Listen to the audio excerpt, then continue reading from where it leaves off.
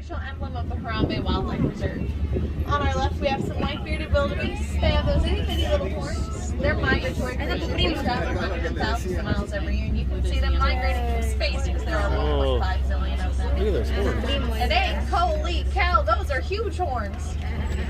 This animal is the Ankole cattle. Their horns are 5 to 6 feet in length, and they may look very heavy, but they are hollow on the inside, with a honeycomb structure that does allow blood to come out of the body and it circulate into that horn to cool down before re-entering the body. It kind of acts as a personal air conditioner. Now that very tall creature you saw walking by the Ankole cattle, that is a giraffe. That was actually a Maasai giraffe. And I'll be able to show you why we know it's a Maasai giraffe as we get closer to some of these other ones. A group of giraffe is called a tower, which makes sense because they are one of the tallest land mammals. They're normally about 18 feet tall. Their babies are born at 6 feet tall so that they're able to nurse their mom. And they have a 6-foot drop as soon as they enter this world, as mom will give birth standing up. Over on our right hand side here are more white-bearded wildebeest. Now the word wildebeest is an Afrikaans word. It means wild beast. But their African name is gnu. That is spelled G-N-U, and it's after the snorting sound. Unlike the giraffe, who have an hour to learn how to stand and walk after birth, the white-bearded wildebeest only have about 15 minutes to do that. There's some more giraffe up there. We know they're Maasai giraffes, and you can see it a little better here because they have irregular dark brown spots on their coats.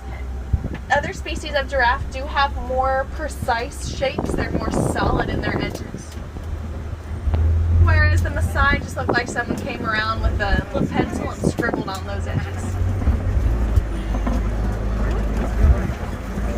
Some more white-bearded wildebeest. They're kind of like the lawnmowers of the savannah. They love to eat grass. Oh, you know, the longer I think about that, the less appetizing it's starting to sound. But we can think of it as an elephant vitamin because that clay contains really important minerals like sodium that the elephants wouldn't get in their diet otherwise. Now we do have quite a few elephants over there on the left, so keep your eyes over there. Whenever you're looking at a herd of elephants, it is usually females and their offspring. Males do tend to leave the herd and live a life of either isolation or in loosely bonded bachelor groups at around 13 to 16 years old. That is when they reach maturity. They either do that on their own and leave, or they kind of, get kicked out. But they never stray too far from the females. The only other animal that lives with their families as long or longer than elephants are humans. Now you might notice some of them have really dirty backs. That is on purpose. They actually love to take mud and dirt and they throw it on their backs as a form of natural sunscreen. Their skin is very sensitive and no one likes a sunburn.